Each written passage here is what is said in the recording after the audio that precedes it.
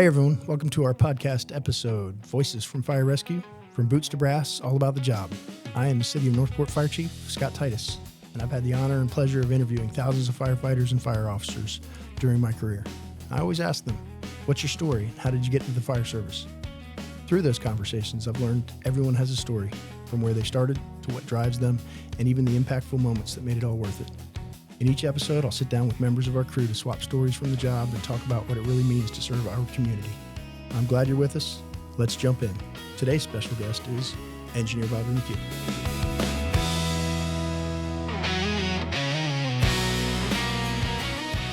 All right, good morning. Thank you all for being here. Bobby, thanks for being here. How are you today? I'm doing great, sir. Fantastic. Welcome to the very first episode of our podcast. We're going to start out with a little bit of bunkhouse banner. And first, you get a shout out. All right. Station, crew, assignment. Any words to your crew, anything like that? So I'm out of Station 86 on B shift. It's the truck out of Wellham Park. We're assigned with the Sarasota County station, so we get to intermingle with those guys. No, all my guys are great. We have a brand new guy. He's a probie, 2 weeks on the job, and I couldn't ask for any better probie at this point. We'll see how the rest of the year goes. Fantastic. Who's the probie? It's Colton Nazarese. All right. Shout out to Colton Nazarese. From Nokomis Fire Department. Okay. So give us the Bobby McCue bio. So a little bit, age, family, origin, roots, stuff like that. Yeah, I'm 30 years old, from Venice, Florida. I started going to college right when I graduated because that was the thing that everyone kind of pushes you to do. Got about, halfway through, 3/4 of the way through, and realized that I don't really think that I'm going to do very well in an office setting. So I went to the fire academy. Had a couple uncles that work for Sarasota County. Picked their brain a little bit, and that kind of led me in that direction. Went to the academy, started volunteering at Nokomis, and that was about 10 years ago now. Okay. And throughout that time, I worked my way through a few different departments. I went to Orange County because that was the first place I was able to get hired and get ready to start my pension. And city life, Orlando wasn't for me. I missed Venice too much, so I ended up coming back down. I got hired with Sarasota County, where I worked there for 4 years. I got my journeyman. And then City of Northport opened up and made the move over here. I've been here for 4 years. What's journeyman? So journeyman it's about 7,000 hours of training for fire, EMS, and it kind of is a way to help build your skills, put it on paper, justify, and then you have a test. And it also gives you an opportunity to take free classes. So Suncoast Technical College has a fire academy there, and there's a list of about 8 or 9 classes that you can take for free through this journeyman program. So it's kind of from cradle to independent functioning, right? Is the purpose of that? Is the purpose. Here at the City of Northport, it's about a 4-year program. And from the very beginning, you are given a list of what we call mods, and those are your assignments, and it creates a great framework. So for example, your first 4 assignments might be, here's 80 hours of area familiarization. At the end of these 80 hours that they're supposed to be studying the maps, we'll put a map in front of them with about 50 street signs that are missing, and they have to be able to fill in the blank for all of those. So that way, if we go, hey, take a right on Sumter, take a left on Price, there is no question. They know where we're going for all these. Another one would be go look at all the engines.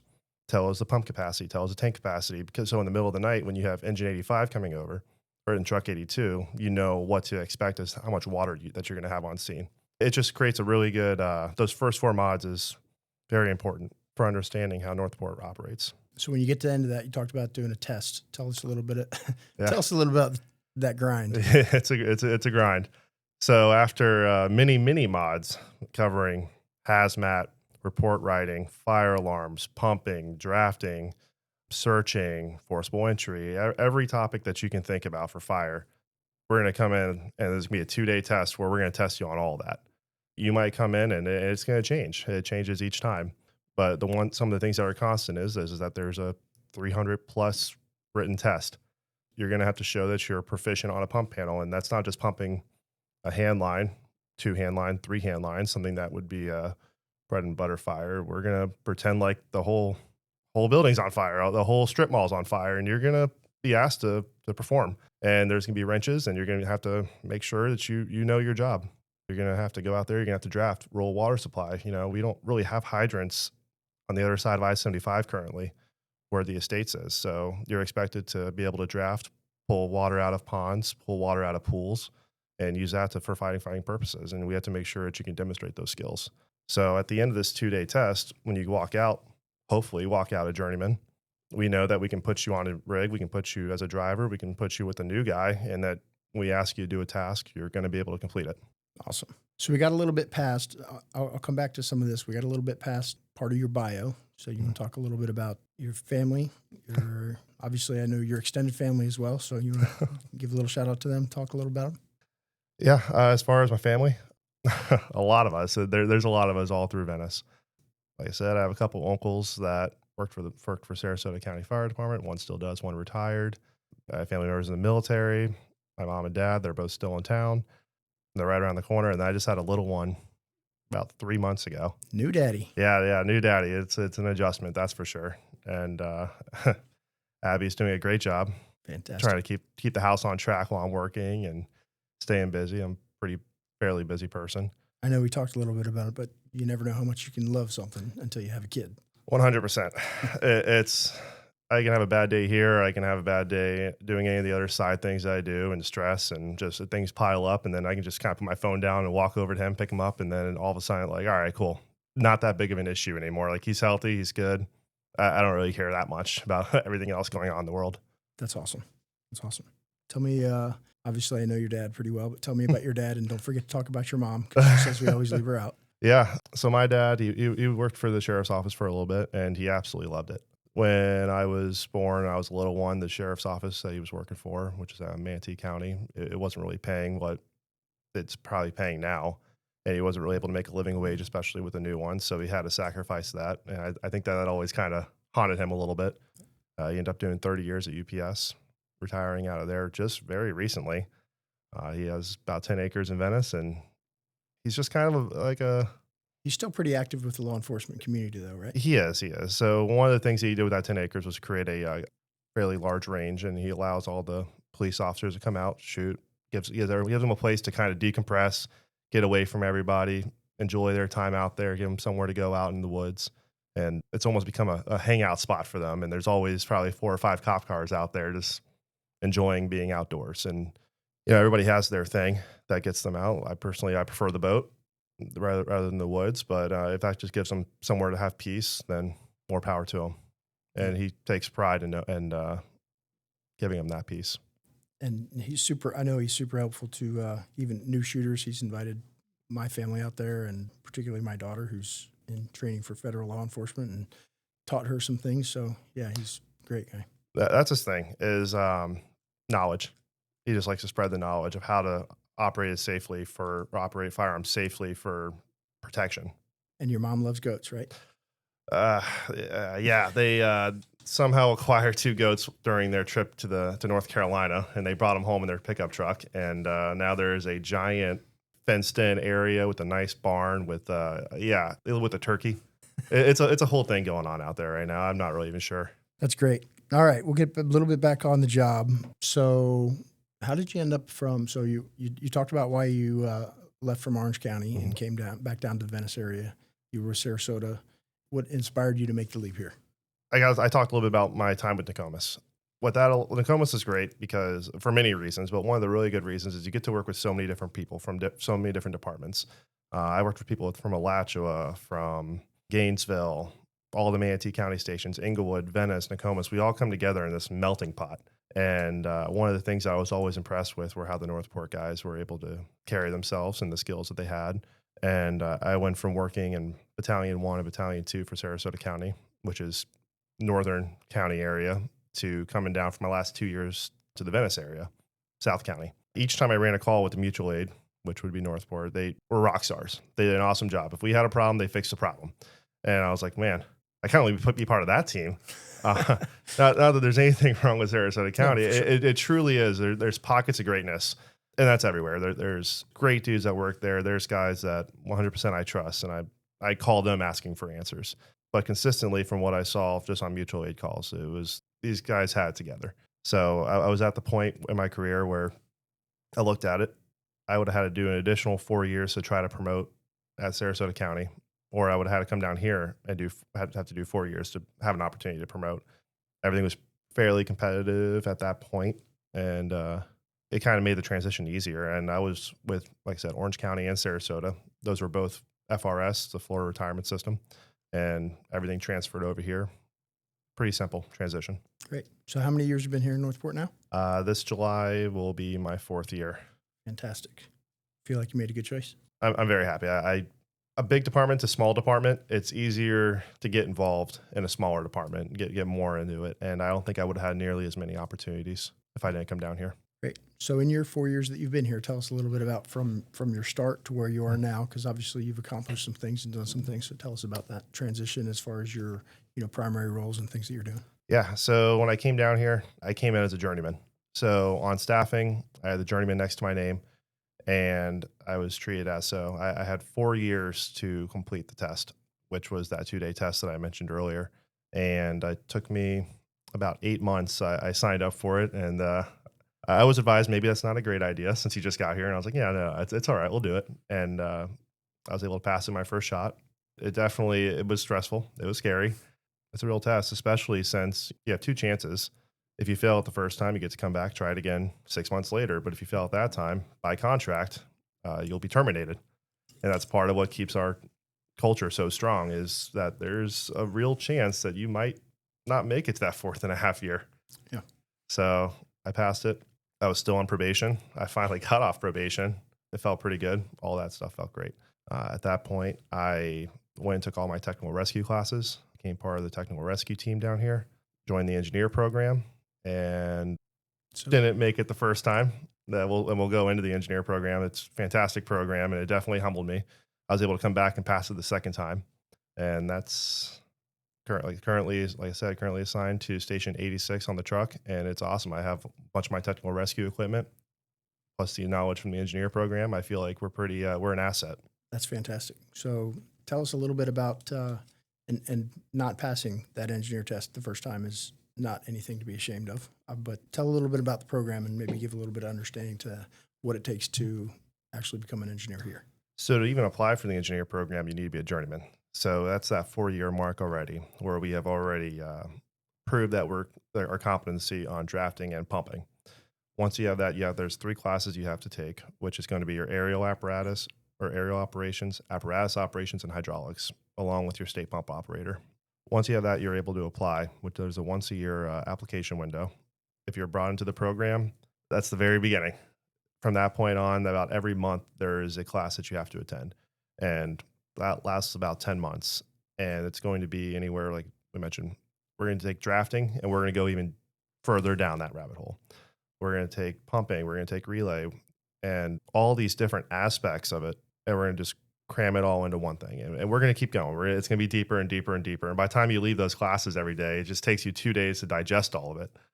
So right around that 11, 12-month period is when you're going to come in for your test. You'll be scheduled. And mine was a 2-day test. It's gone to 3 days, depending on how many applicants. And if you fail one part of the test, you're out. And there's 6 different portions of it.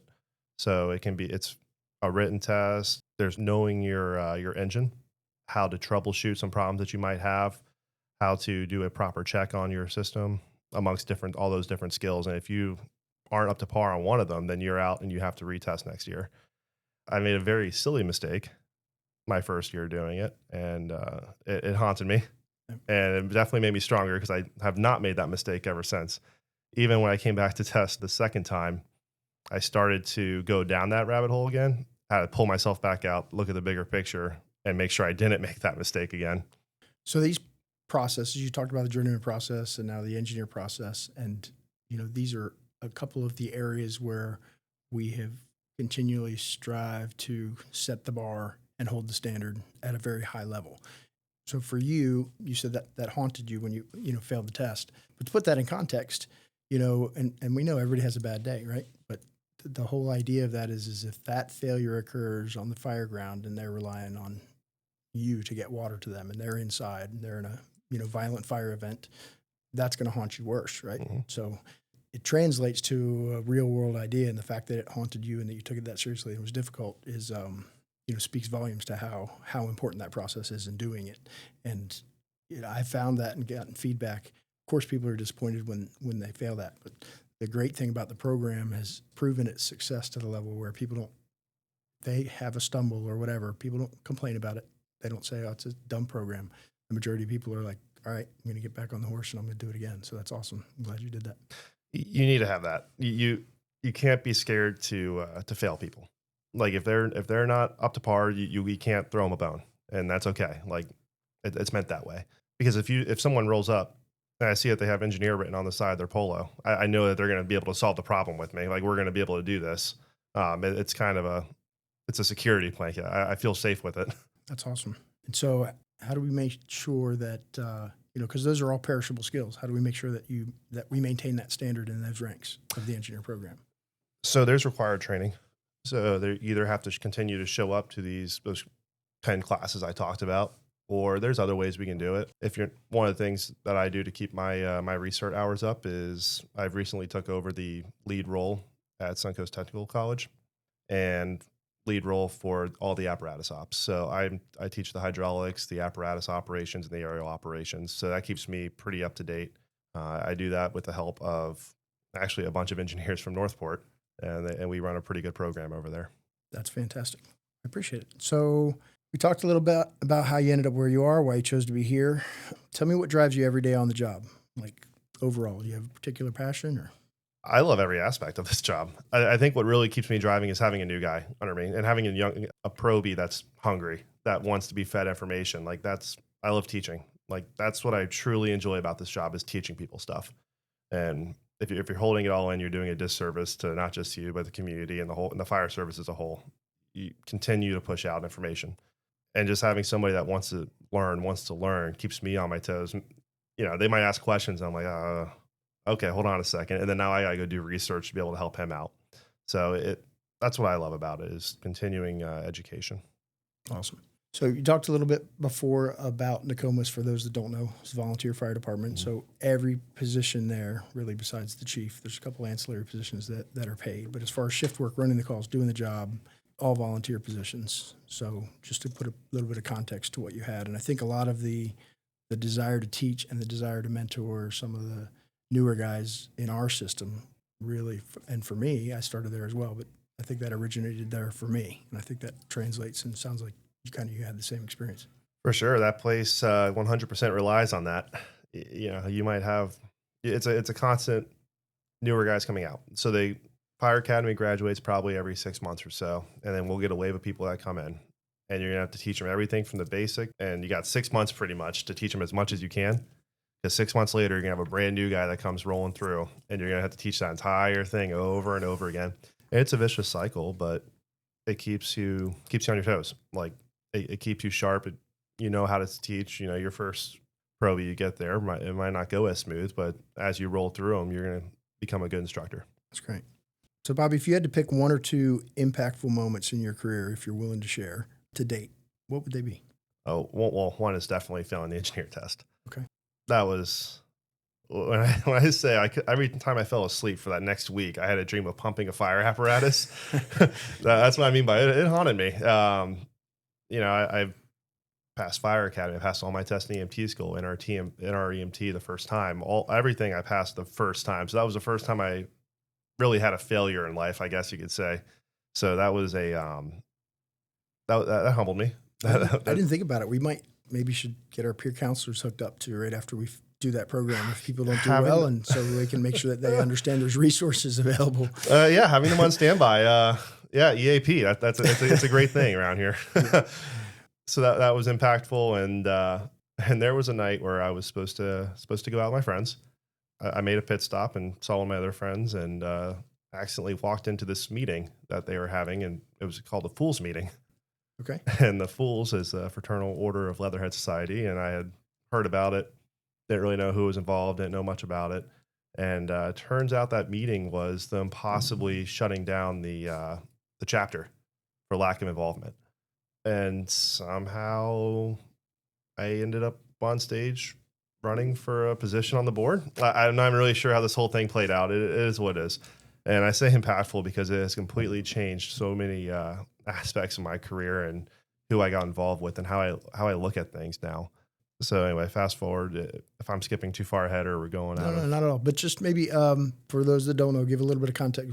What are the Fools? You said what the acronym is, but what do they stand for and what do they do for us? yeah. So the Fools is it's kind of a pillar in the fire service. The idea behind the Fools is that we create a charity nonprofit, and the money that comes in either goes to helping families or that have someone that's sick. Not that this is pretty terrible, but help pay for funeral services and trainings. Thankfully, the sick and funerals aren't too often, but the trainings is what we really get to spend a lot of the money on. So bringing instructors in from out of state or in from state, paying for their lodging and everything, and just being able to bring information to our area. So there's Fools chapters all throughout the United States, and it's actually international. And that's the idea, is that they keep on bringing information into their hometowns. We were able to put on the art of reading smoke a couple years ago, which is a great class. It teaches you how to read the fire and where the fire would be inside of a house. And I think we reached out to 90 people or so. Probably the best class I've ever taken. So Dave Dodson from Colorado, to take that as a new firefighter and then as a company officer and as a chief officer, every time it comes around, I try and take it because I pick something up from it every time. But phenomenal class. So yeah, we're at 3 times. Or I took it 3 times so far, and we're kind of at that point again, that refresh rate. We haven't done it in a couple years, so we're probably going to have to bring him back out here soon, and we've been talking about that even, because it's just great information for the entire area to know. I think it's Todd Backer that's teaching it now, right? Dave's kind of semi-retired. Yeah, Chief Backer, yes. Yeah.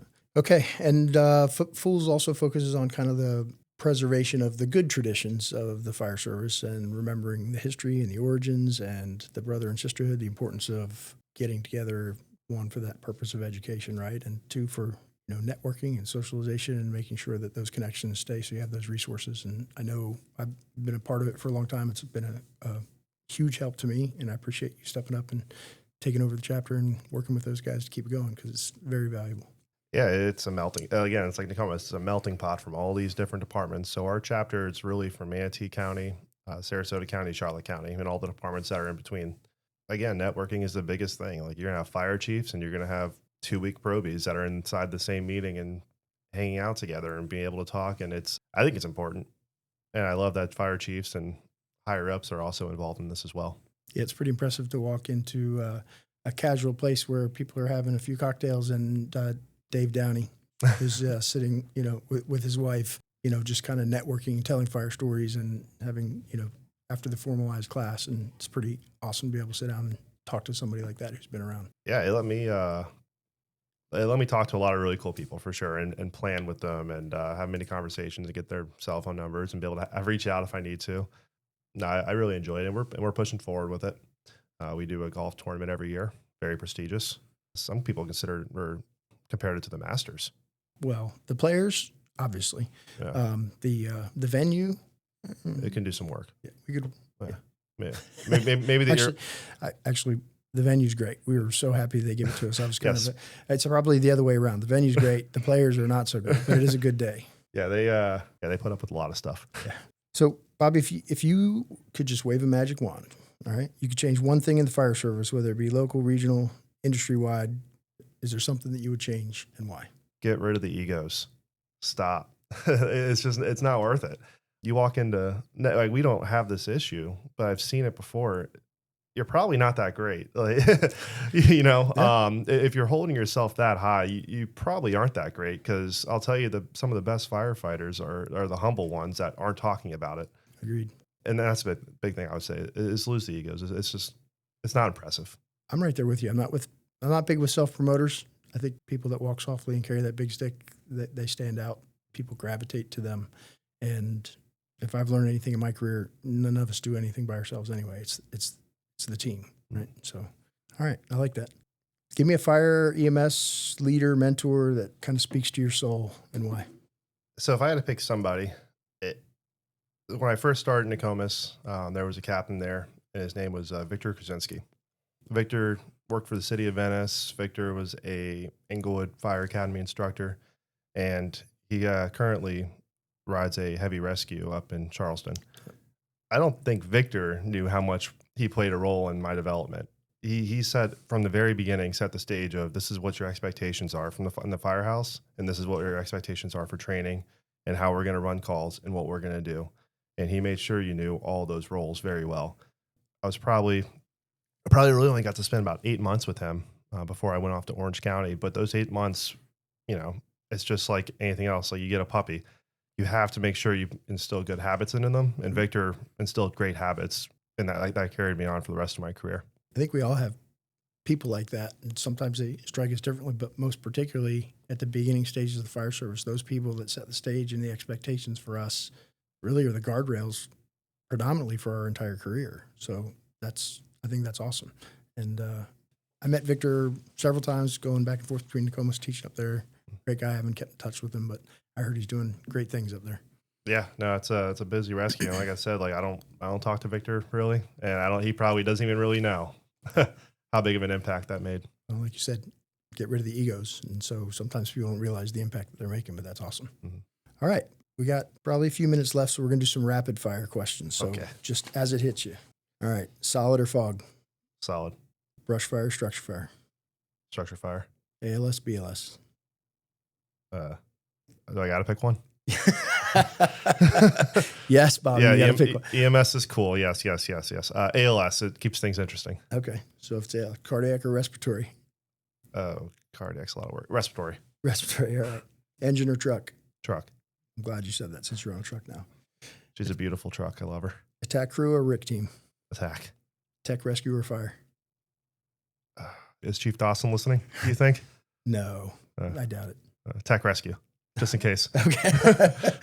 All right. Favorite firehouse meal? Ooh, I love chicken parm. Perfect. Puts me right to sleep. Favorite tool? Halligan. All right. How about you got any final thoughts for today? Anything you want to leave us with? Just keep being better every day. Get involved as much as you can with everything. Like I said, Victor was very well involved with everything, and I think that's kind of what led me into this right here is, the tech rescue, the engineer scene, fire academy, teaching at STC, the Fools, Nokomis, this podcast. Like, put your LFTI, put your hands in everything. Get involved with everything, and if you don't like it, that's fine. You don't have to do it anymore. But you don't know what you like unless you try it, right? So just get involved with everything. Don't be scared. If you fail, it's okay. Work through it. Try it again. I appreciate all the stuff you said today, and I wanted to say, so for me, it's been kind of neat because I knew you in an ancillary fashion before you came here and through other means, and I knew your lieutenant that you worked for in Sarasota County who spoke very highly of you, and she called me, and, when you were thinking about making the transition, and we talked a little bit, and you demonstrate all the things you said that are important to you. You are that guy. You don't have a big ego. You're very quiet, but incredibly skilled. And I know certainly it's impacted me even in my personal life because obviously my son is in the fire service, not nearly as long as you've been, but you've been impactful on him. And I know you guys do some stuff together, but he looks to you as a mentor. And I've heard him talk about you and how you present things, what a great instructor you are and the things that you do, the standard that you set and hold. And you should be really proud of that. So I appreciate it. And we are super happy that you decided to make your transition here and be a part of our team. Thank you, Chief. Appreciate it. Absolutely. All right. I think that wraps it up for today. 10/24, 10/19, just for a little bit of history. Our assignment's complete. Returning to the station. It's Bobby McCue. That's it for today's episode from Boots to Brass, all about the job. Big thanks to engineer Bobby McCue for being here. To all of you for tuning in. If you like today's chat, be sure to follow the Northport Podcast Network. Pass it along to someone who'd enjoy listening behind the scenes of the fire service. Stay safe out there, and we'll catch you next time.